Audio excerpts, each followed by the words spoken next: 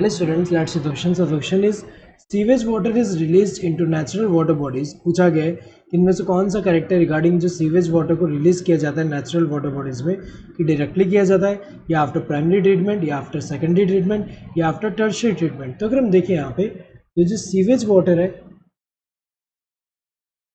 ये जो sewage water है इसकी अगर हम बात करें, इसका हमें पता है कि इनमें ऑर्गेनिक कंटेंट ज़्यादा है, जिसकी वजह से क्या होगा कि एक तरह से पॉल्यूटेड है, बीओडी ज़्यादा होगा। तो इसका ट्रीटमेंट किया जाता है यहाँ पे before releasing it into natural water bodies. तो यहाँ पे ट्रीटमेंट में अगर हम देखें दो मेजर स्टेप होता है। पहला स्टेप क्या होता है?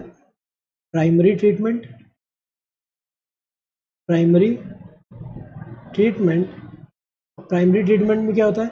यहाँ पे physical method of removing particles है, जिसमें पहला क्या करते हैं यहाँ पे, सबसे पहले अगर हम देखें सिक्वेंशियल फिल्ट्रेशन से फ्लोटिंग डेब्रिस जो है उसको रिमूव करेंगे।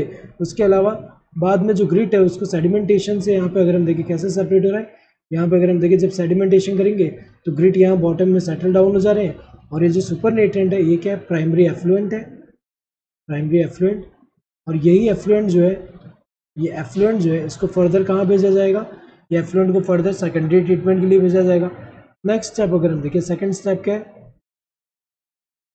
Secondary treatment. तो इसमें क्या होता है, इसको बायोलॉजिकल मेथड भी बोलते हैं, क्योंकि इसमें जो है माइक्रोब्स का यूज़ करके हम क्या करें, इसका माइक्रोब्स का यूज़ करके यहाँ पे क्या करें, इसका जो यहाँ पे ऑर्गेनिक कंटेंट जो है उसको रिड्यूस करेंगे और बीओडी को रिड्यूस कर रहे हैं। तो यहाँ सबसे पहले अगर हम देखें लार्ज एरेशन टैंक में डालते हैं, लार्ज एरेशन टैंक, जिसमें प्रॉपर एजिटेशन करके वहाँ पे ऑक्सीजन जो प्रोवाइड हो रहा है उसकी वजह से एरोबिक माइक्रोब्स जो है ग्रो करेंगे।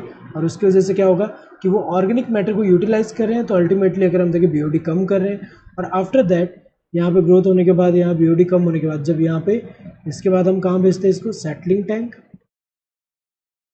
सेटलिंग टैंक, और सेटलिंग टैंक में क्या होगा, यहाँ पे नीचे सेटल डाउन हो जाएंगे क्या, ये जो फ्लॉक्स है।